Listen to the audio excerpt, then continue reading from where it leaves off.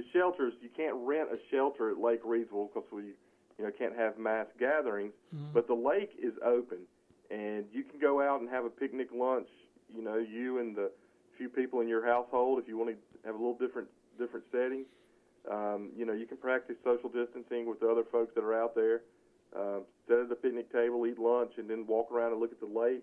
Lake Reidsville has some excellent trails.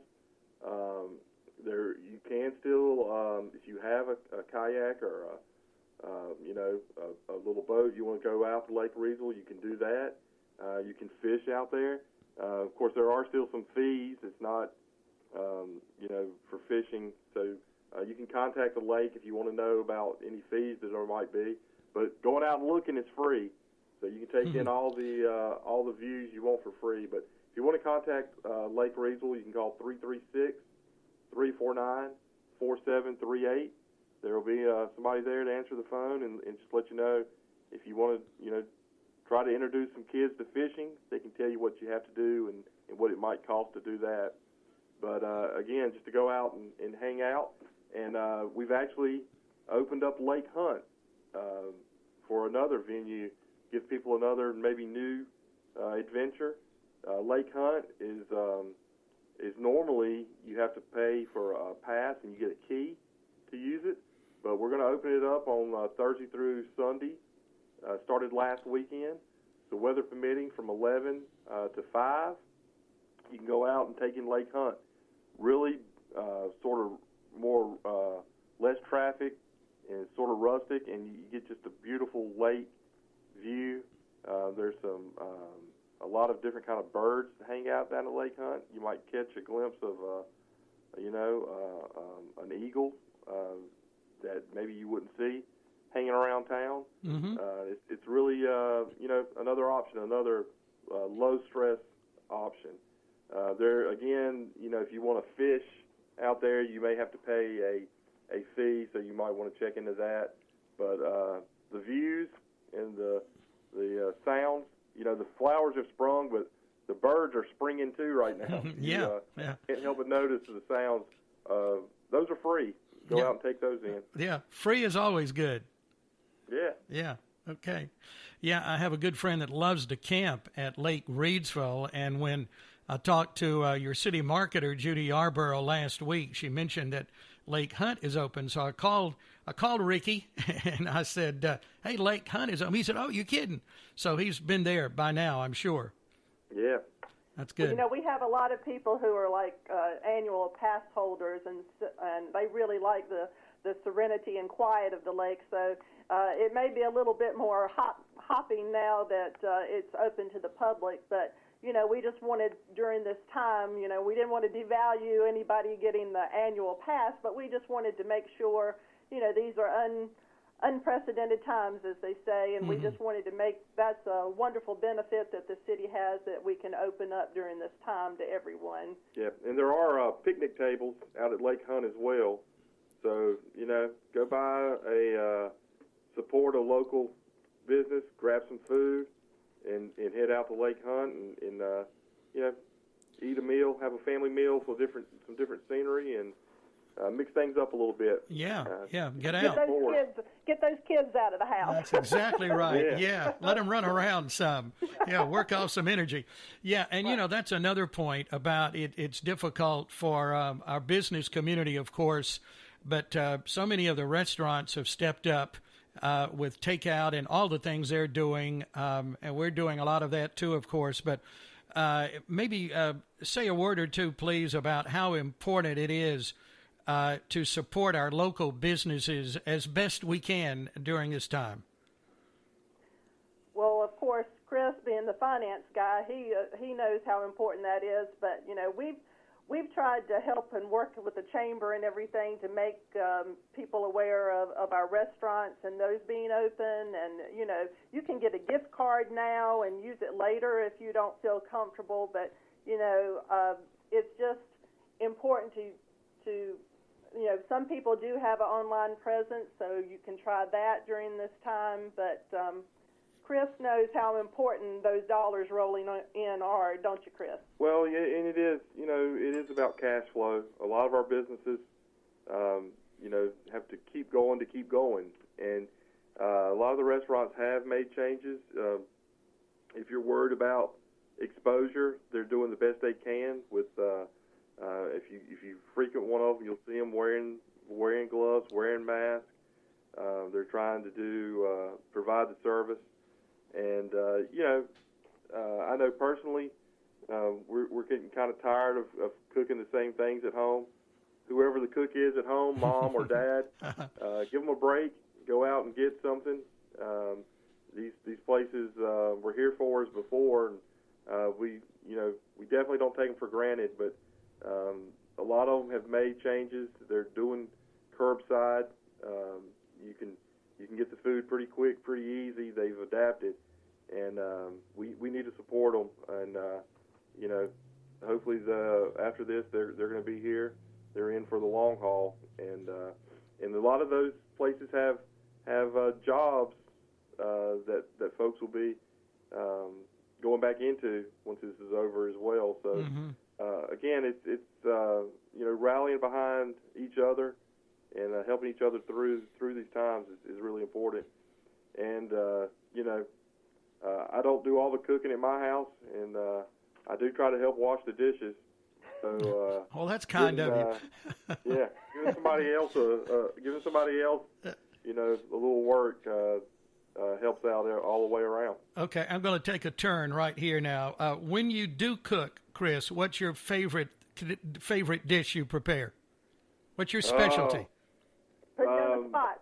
Yeah, spaghetti is our go-to. Okay. Yeah, my wife's got spaghetti down, so hard to beat a good spaghetti dinner. That's exactly right. Yeah. Well, I'm looking at the calendar, and we are 3 days away from a big event in Reidsville, and we can get out and enjoy this. So tell us what happens on Saturday. Saturday is the opening of our downtown farmers market at Market Square.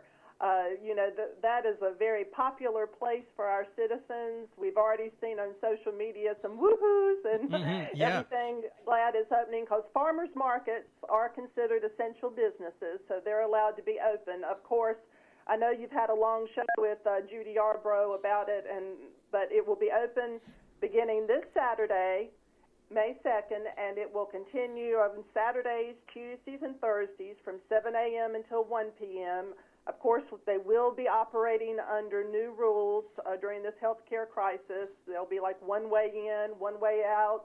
Of course, maintaining social distancing. There will be rules, I think, posted up there so that people will know kind of what to do and everything. But Judy did want me to remind everyone, because they have heard from other farmers markets that have already opened, and things are running out fairly quickly. I mean, people are excited. There's so much more cooking at home. So people are coming to the markets, and a lot of them, are having to shut down earlier than their, normal closing time because, people are just gathering up all the items that they have. So just be aware that if you're planning on going to the farmer's market, you might want to go early. Yeah, get there early. Okay.